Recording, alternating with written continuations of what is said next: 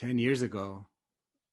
Actually, no, 11 years ago, back in 2009. No, actually, it was 2010. 10 years ago, my youngest one fell ill um, with an unknown. We didn't know what it was. I mean, literally, it happened overnight where he was fine one day and then the next day he wasn't.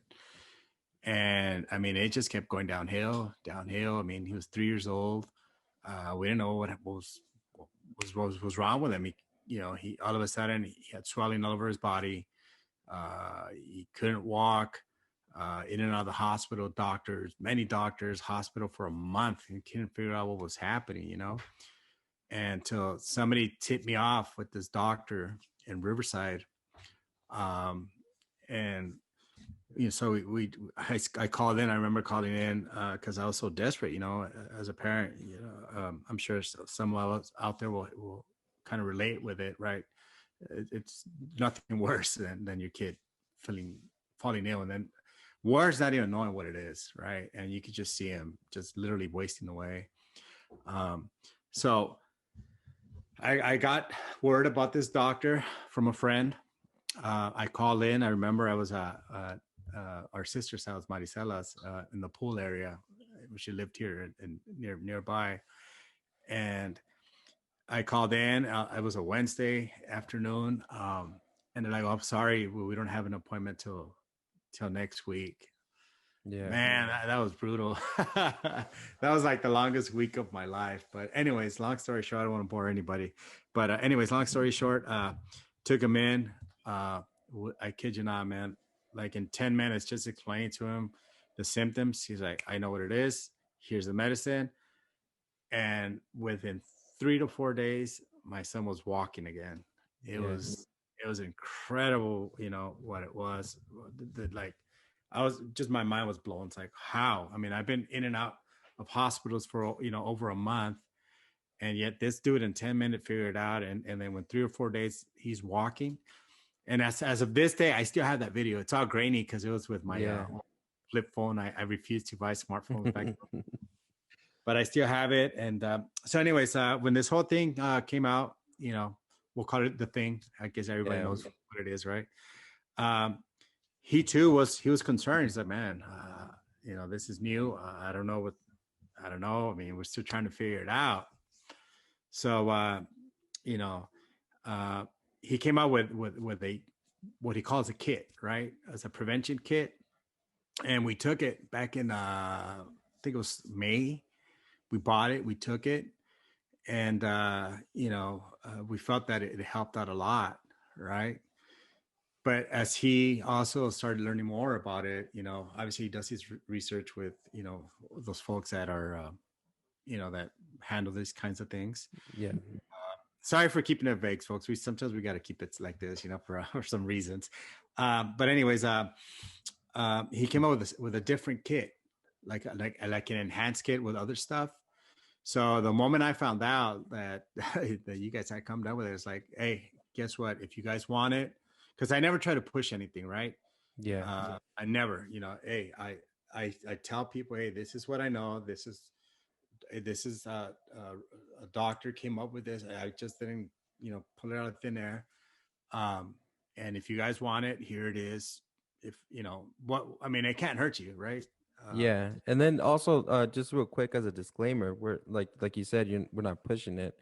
Um, this is just information that we want to, get out there, and then hopefully someone can, do something better with it, Yeah, even prevention for themselves, or just want to try it out, like um I don't know, just like as like a step one, before it gets all like out of hand, before yeah, it's like yeah, out of your not to discredit hospitals, but the way I see the human body, it's like your car. You can maintain your car. You have your routine maintenance. You have your the stuff that you can do at home. Um, and then when it really gets out of hand, you go to the hospital where it's like they have for sure like a way to deal with it. So yeah, yeah, it's just information. We're not saying like this is really gonna this is a cure, or this is what have you. So this is just information, um, can help you in, whatever way. And hopefully it does help you, as it did us. So yeah, go ahead, continue. Exactly. Yeah. It's we're not saying it's in lieu of, we're not saying don't do this. No, no, no, no, no. It's Yeah. just another, another tool in your arsenal, that you can have, right? So that's when I offered you that it's called the viral prevention kit too. So Yeah. obviously it was enhanced, and basically what it is that the doctor is a homeopathic doctor. Just a disclaimer: he's a homeopathic doctor in Riverside. um, I suppose if they're interested in like wanting to know who it is, they can probably put in the comments or something, or I don't know if Yeah, you, for sure. They can send us a message. yeah, and then Um, because we don't have his permission or their permission to make it public. But basically, what it has is just it has amino acids. Like there's one where it's like real specific, says lung amino, that is supposed to kind of help out with the lung function. And it has and frankly I don't know what like a lot of these ingredients what they do exactly, but if anybody out there knows what microbiome does for you, apparently is real good for you. And a heparc compositum, and two other droppers that apparently they're pretty strong. I haven't tried this one oh yeah, specifically. they're really on the, um like, on borderline disgusting, but it's the same with everything. I mean, I think, uh the way I describe it is like, for one of the droppers, if you use the water that you're supposed to, and usually I'll just, if it's nasty, I'll just take it down like a shot. But that one Yeah. actually felt like a shot. It was weird. It was like a, maybe like a Jägermeister type of shot, and I think it has licorice in it too, uh, like one of the ingredients. I think so, yeah. I think so. But yeah, it's not like, put it this way, like if you're gonna drink something nasty, but it's gonna help you grimace for like, 2 seconds, but then you're good. It goes away. Yeah, you wash it down. So what I did is I bought one just to have it here in case we would come down with it. And then like so then obviously our mom says she's been confirmed. So here you go, right? And then like Yeah. I think a day or two later, Yeah, well, when she got her results, um that morning, I had felt like, I think people have experienced this when you sleep, like when you're with your window open. Let's say it's a hot day but cold mornings, and you kind of feel something in your throat. It was like that. And when she said that she tested positive, then I was like, okay, well, maybe, the possibility of it being that is pretty high. yeah, So then when we started that kit, I want to say we were like 2 days in, 2 or 3 yeah, days in. And so, right off the gate, like, we were already getting like the good stuff, going, and our bodies doing what they're supposed to be doing. But yeah, I remember, I was taking Tylenol for like a pain that I had in my lower back. yeah, But I think it was because of that, like, because it just felt, um like if I had been lifting stuff, like bending over, um like all day.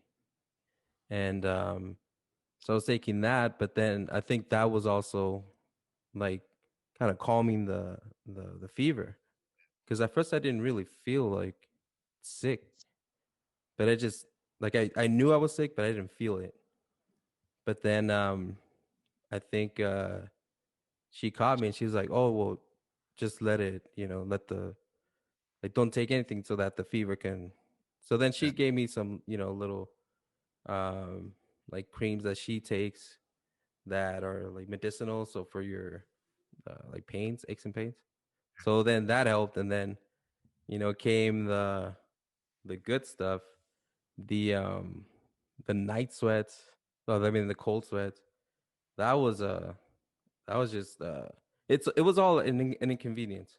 Like, it yeah, wasn't like, oh, I'm dying, but it was like, I knew I had to cough up whatever was in the lungs, whatever was building up. And so when you start coughing, like any little, like let's say a little hair touches your throat, you just start coughing because it's so sensitive.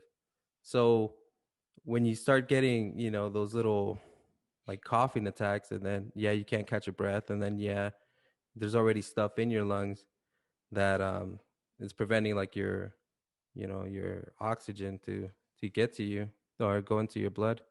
That's I get why people feel um like shortness of breath and then start panicking. Yeah. And I went through that too. There was one night I was coughing and then I felt like a tightness, but it was like an all of a sudden tightness. So then, going through my like past experiences, I started breaking it down. All right, if it was shortness of breath, if it was like something more serious, then it wouldn't have been just all of a sudden. It would slowly get there, and then because I've passed out before from like not having oxygen, but it was just like messing around, wrestling and stuff like that. And it's more like you'll see it coming. You'll get fatigued, and then you get the tunnel vision, and then you go through the whole thing. It's not just all of a sudden. So then I knew it was something else, and I just had to relax and be real, be like realistic. Okay, you're sick. Most of the symptoms are this. Um, Most of the symptoms for like a flu is like this. So just going with it and knowing that if it does get out of hand, like I said before, then there's always you know 911, and obviously you should go that route. But um after that day, I think that's when the medicine was in the system and doing its thing, like really doing its thing. Because after that, it was just even like how I felt was just more cheerful. Like, okay, coughing up like a big loogie, and then you're like, okay, I know what stage I'm in in being sick. So then that kind of boosts your morale. And then also like um just having your mind right, your mindset of like being like helping out your body, like being a fighter. Um just focusing on where you are uh most likely, like where the virus is at most likely in your body, and then just thinking about your your your own body fighting it. And when I was feeling the fevers, I would cover up most where I would be, where it needs to be. So it would be the chest, and it felt hot. It felt, and again, that's just an inconvenience. It's not something that's gonna kill me. Drinking, we were drinking teas and everything hot, borderline scorching hot, and we were just swallowing like that, so that again it warms up everything. If something's stuck in your some mucus is stuck in your throat, it's gonna go out. And I think the one thing that we we forgot like early on was dehydration, because I know it hit me. And at first I felt good. I was like, oh, my clothes are fitting kind of loose, excuse me. But then I remembered what it was. I was like, well, it's all water weight. And and you can see it like when you urine early on, like all this stuff I remember from high school. Like your urine has to be a certain color, light yellow color. um and that's how you know your hydration levels. And when I started seeing dark, I was like, all right, cool, go get a bottle of water. But even that wasn't helping, because by that point I was already like had lost a lot of electrolytes. And then you came in clutch with those packets. And then I totally forgot about liquid IV. I know a lot of people vouch for that one, that it really works. And I had seen it a couple years ago too. But that helped out too. And and then whatever we were eating, um I know you guys would send us some food already made, and then also like, groceries, but it wasn't like the food that we were eating before, like the junk food, or Mexican junk food is what I call it. Um, so we were eating more like healthier. And we would all do this together. So like as a team, we would, take the medicine at the same time, eating breakfast, lunch, and dinner at the same time. If someone made tea, like, make enough for everyone and just, share it.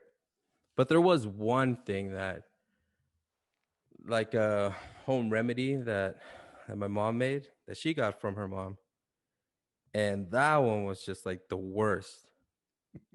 But it was just like a one shot. Like you take, I think she recommended 3 times a day. I think I was only able to do it like once, Yeah. and that's when the coughing and the mucus and the phlegm was, pretty bad. And that was supposed to, I think it was supposed to like strip away like everything stuck on the walls, and then just go straight down your to your stomach. But yeah, whatever was in there, I think I remember some of the ingredients, but it was gnarly. It was like if you ate uh um or not even chewed, you just swallowed a Carolina Reaper, and then it just starts burning because I think it had ginger, fresh ginger. And that was really the grossest part, but again, it's just an inconvenience. Yeah. It's not something that's gonna do damage. Yeah, the good thing about like the reason I've stuck with this doctor is that um, you're in there with him no less than 30 minutes. I mean, it's between 30 minutes and sometimes even an hour. They literally have to go in there and take him out. Yeah, So you know me. I mean, yeah. I I ask a lot of questions, right? I have like someone told me at work that I know a lot of like useless stuff, Oh but that yeah, it comes in like handy at sometimes, right? I don't know why. It's just been my nature. I don't know why. It's just it is what it is, right? So every time I go, I ask them questions about different things, right? And the reason I do that is that it's for myself and my family to learn how to recognize certain things. So like, okay, well, if this is happening, then B should happen, and this is what we need to do, right? Again, that's just for personal for myself and my family, right? So anybody consult your doctor. yeah. Again, just I'm not gonna I'm gonna keep stressing that again. That's completely anecdotal, right?